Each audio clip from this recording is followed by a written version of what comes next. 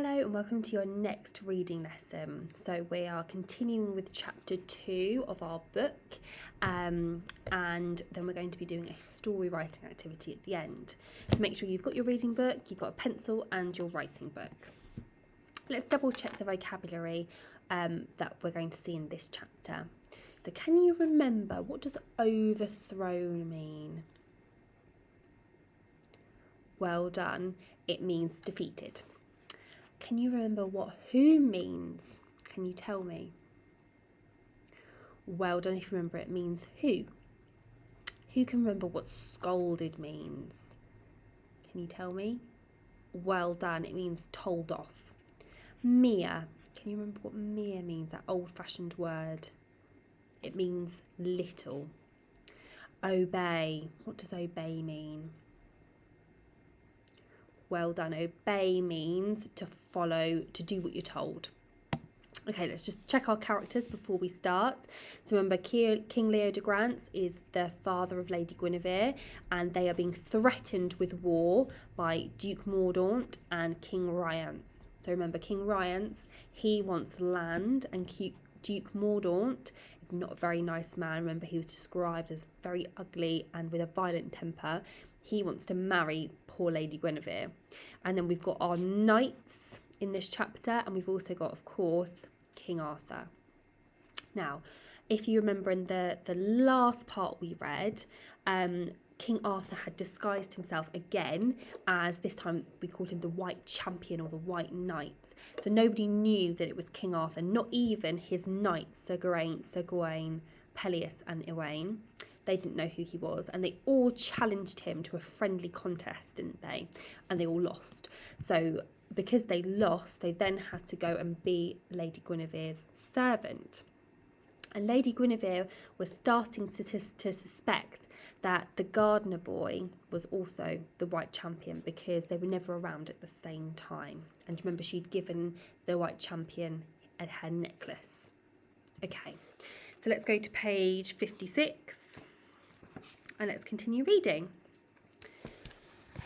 Having recovered from his first round with the White Champion, he was back with new demands. Now let me just double check, go back to page 55. Yes, we're talking about Duke Mordaunt here. So Duke Mordaunt of Northumbria returned. Having recovered from his first round with the White Champion, he was back with new demands.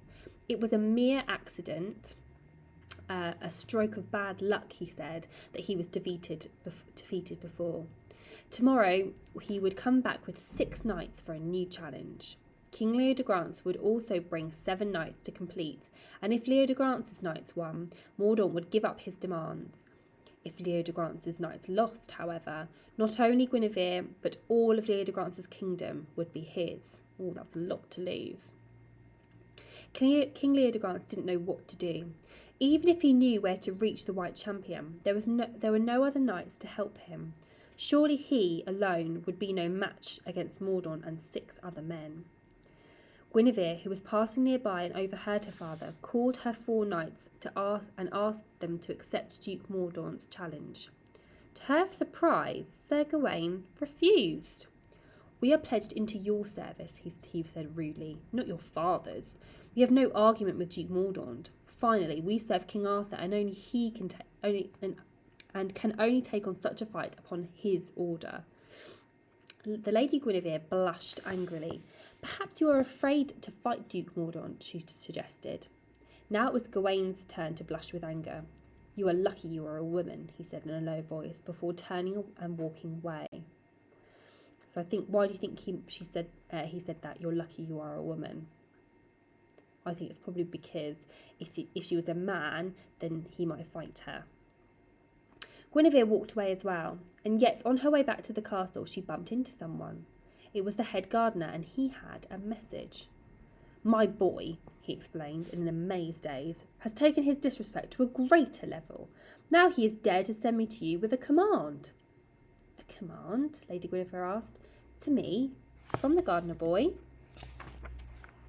Taking a pearl necklace out of his pocket, the head gardener nodded. "Yes. Asked me to give this necklace to you. He commands that you prepare him a grand feast, and then send the 4 knights to serve him on silver plates." The head gardener shook his head. Surely you will punish him now. But Lady Guinevere recognised the pearl necklace as the one she had given to the White Champion. No, she said again, I will do as he asks. So this is because she now realises that her suspicions were probably right, and maybe the head gardener and the White Champion are the same person, because the gardener boy has now got her necklace. But Guinevere recognised, so I will do as he asks. Sir Gawain was angry. She's punishing us, he told the other knights angrily, for refusing her earlier request. Very well, we will do as she asks, but once we start serving the gardener boy, we will no longer be in her service. Our promise to serve her will have been moved by her own action to him. To the knight's surprise, the gardener boy seemed quite comfortable around them. Far from seeming frightened, he almost acted as if he thought them himself better than them.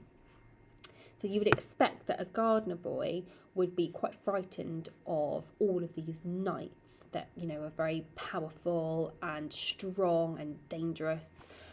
But of course, the gardener boy isn't just a gardener boy. He's King Arthur, isn't he? So of course he's not frightened. In fact, once he finished eating, he leaned back comfortably and gave them another command. He told them they were to clothe themselves in complete armour and to ride with him into battle. If you don't watch out, Gawain warned, you are going to get it. The gardener boy merely smiled. I don't think so, he said. And with that, he pulled off his magical cap, revealing his true identity. The 4 knights laughed aloud and kneeled down before their king. After a few minutes, however, they got up. They had a battle to go to. Okay, that's the end of chapter 2, and we're going to read chapter 3 tomorrow. So now I'd like you to complete a task. So I want you to imagine that you were rewriting this chapter for somebody in year 2, or you might be a younger sibling. So maybe if you've got a little brother or sister in year 1 or year 2 or reception, you're going to try and rewrite this so that they can understand it. So it might mean that you have to make it a little bit simpler, but still keep the main parts of the story. So that's your task to finish the lesson. So once you've completed that, well done, and I'll see you in the next lesson.